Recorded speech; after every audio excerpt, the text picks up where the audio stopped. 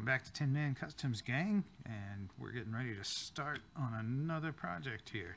This one, I'm gonna step back from the Titan's Return line here for a project or two. I've got this one going back into the Classics line.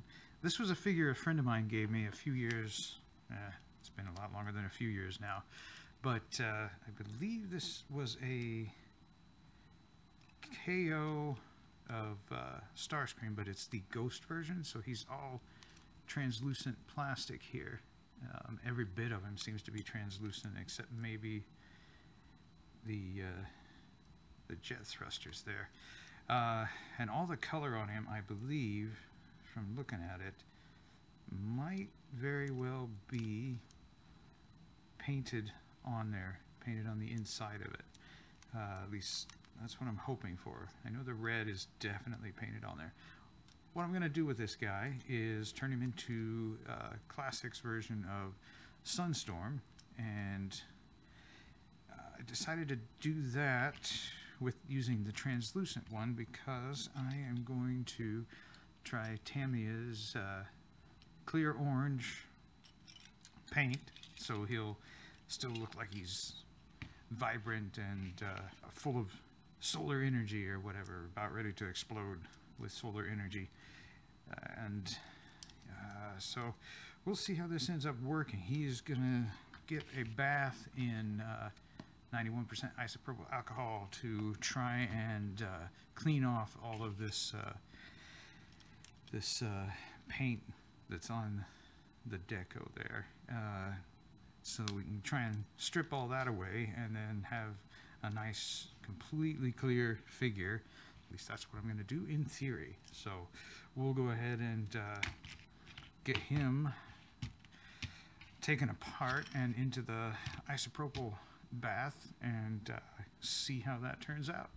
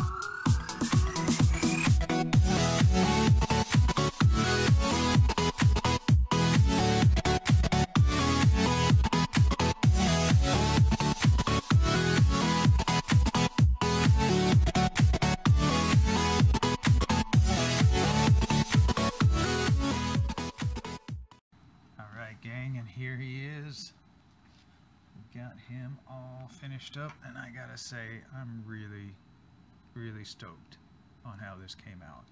I love the translucent orange paint on that figure. It worked out really well.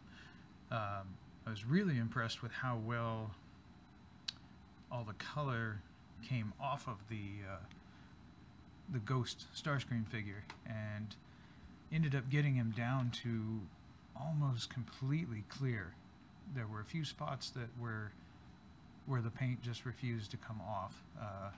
Namely, here on the wings, there was some red paint and silver paint on there. I ended up using some of the translucent red paint and went over the stripes that were on there. And the silver paint striping that was here, I covered with white. As on Sunstorm's paint scheme, it was a white and the orange. And I also used my translucent red on the inside of the hood to change the windshield there. More of a nice red. Any of the white you see here that's solid white were parts of him that were transparent blue plastic that I couldn't do anything with whatsoever. So those are the parts that are going to be solid white on this guy. And this being a knockoff Starscream, I don't know if it was a knockoff plastic or if it was the fact that it was clear plastic. And when I put him in the isopropyl bath to get all the paint stripped off of him, there were a lot of pieces as I pulled it out were really brittle, like all of the connection loops for these foot pegs. They either cracked or they broke off. So I had to actually end up just gluing these pins. Let's get that a little closer. I had to glue those pins into his body there, while leaving the foot still able to fold open. It is very fragile. There's also all of these ports here, these exhaust ports, all of those cracked and shattered, and so I had to glue those back together. So he holds together fine as a figure that's going to go on my shelf, and he still transforms, so that's key. But he is very fragile in several spots on him. And let's bring in, that's the mold, Starscream mold. So this is the solid color version that came out in 2006 in our Classics Starscream line, or Classics Transformers line. And this mold, wow, this mold was used a lot for a lot of different characters and figures, and they actually made a Sunstorm figure in 2013. He was a Botcon add-on set. He had there were three versions of him in, let's see, there was a Sunstorm, Bitstream, and Hotlink. And they were three solid colors. They had some striping on them and whatnot. I never got that set. I was at that Botcon, and I didn't have the extra cash at the time to get the set, so I was missing a Sunstorm. But I like this much better. Him being translucent is just very cool. So, I'm not going to try and transform him on camera because of the weird angle of getting both hands in here. I don't want to risk breaking that, so I'm going to pause for a second, get them both in robot mode, and come right back. And here we go. He's in his robot mode here. You can see a lot more of the nice white and orange contrast going on there. I like the look of him for sure. I didn't mention as well, any of the Decepticon symbols on him were from Repper labels, and they're great for adding any kind of decals like that. Just pick up a whole set of them for you. White was the only solid color I believe I used, and the red and the black on here, I used Tammy's clear red for any of the red on there, and they have a clear black which is called smoke, and that's what I used on any of these black details in here. And that there is the translucent orange, the clear orange, I guess. Very pleased with the results on that. And of course then just used white, actually sprayed white on that one, and then used this as for second coats of white. Used the jars. If you need to know any of the names of the paints I used, I will put the name and links down below for those. Any of my videos you look at, I've got the list of the colors and the paints I use down below. And let's see here. Let's give them a little rotation. You see a few parts that I ended up leaving gray where they were just some of the connectors or pivoting joints, that sort of thing.